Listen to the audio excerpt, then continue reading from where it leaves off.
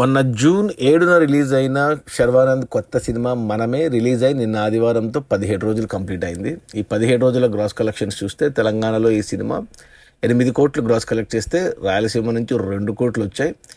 ఇక మిగిలిన ఆంధ్ర నుంచి మరో 8 కోట్లు గ్రాస్ వచ్చింది. టోటల్గా తెలుగు రాష్ట్రాల్లో 17 రోజుల్లో 18 కోట్లు గ్రాస్ కలెక్ట్ చేసిన ఈ సినిమా కర్ణాటక నుంచి 1 కోటి గ్రాసు, ఇక ఓవర్సీస్ మేజర్గా అమెరికా నుంచి 2 కోట్లు గ్రాస్, అలా 21 కోట్లు గ్రాస్ కలెక్ట్ చేసింది 17 రోజుల్లో. ఇక ఈ 17 కోట్లలో థియేటర్ల రెంట్లు, గవర్నమెంట్ ట్యాక్సులు, ఖర్చులు అన్నీ పోను. డిస్ట్రిబ్యూటర్ షేర్ వచ్చేసి 10.5 కోట్లు ఉంది.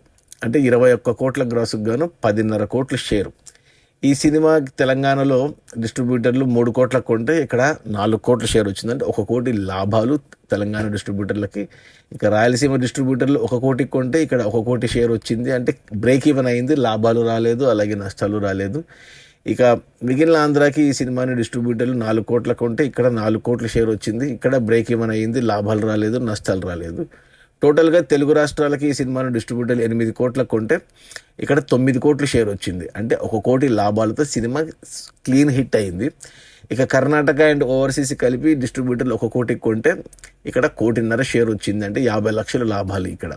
ఓవరాల్గా ఈ సినిమాని 9 కోట్లకు కొంటే డిస్ట్రిబ్యూటర్లు 17 రోజుల్లో 10.5 కోట్ల షేర్ వచ్చింది. అంటే 1.5 కోటి లాభాలతో సినిమా క్లీన్ హిట్ అయింది. సో శర్వానంద్కి మరో హిట్ పడింది. ఒకే ఒక జీవితం. ఇప్పుడు ఈ సినిమా వరుసగా 2 హిట్లు. అది మన శర్వానంద్ కొత్త సినిమా మనమే రిలీజ్ అయిన 17 రోజుల్లో 21 కోట్ల గ్రాసు. అందులో డిస్ట్రిబ్యూటర్ షేర్ వచ్చేసి 11 కోట్లు, 10.5 కోట్లు. సినిమాని డిస్ట్రిబ్యూటర్లు 9 కోట్లకు కొంటే 1.5 కోటి లాభాలతో సినిమా క్లీన్ హిట్ అయింది. Okay, bye.